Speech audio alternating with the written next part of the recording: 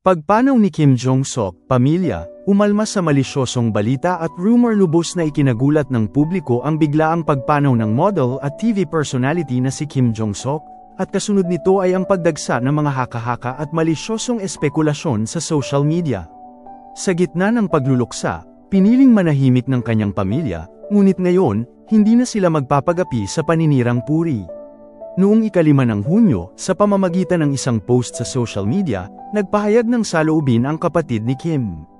Aniya, may mga maling impormasyon tungkol kay Jong-sok na kumakalat sa mga online community.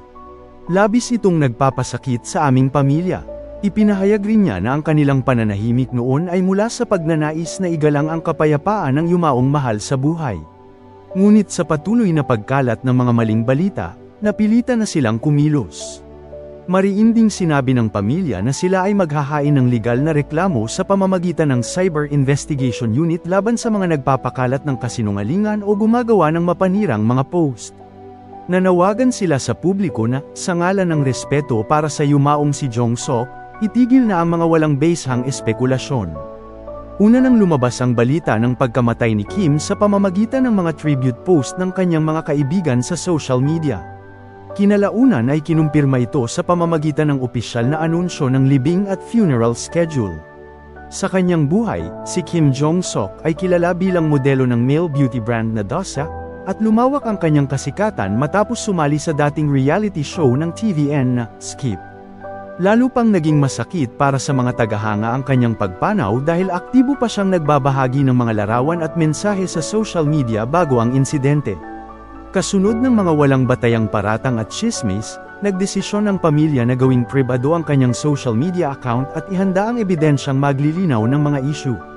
Ayon sa kanila, balak nilang ilabas ang record ng usapan sa isang kaibigan, transcription mula sa pulisya, at huling mensaheng sinabi kay kapatid upang pabulaanan ang mga kumakalat na maling impormasyon.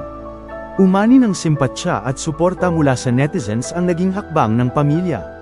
Ilan sa mga komento ay nagsasabing, ang katotohanan ay huling paggalang sa yumaong si Jong-sok, at saludo kami sa tapang ng pamilya sa harap ng paninirang puri. Gayunpaman, may ilang nagsabing dapat mag-ingat sa pagbabahagi ng sensitibong impormasyon upang hindi magkaroon ng panibagong kontrobersya. Isa lang ang malinaw, hindi dapat sirain ng mga anonymous na tsismis ang dangal ng isang taong pumanaw na.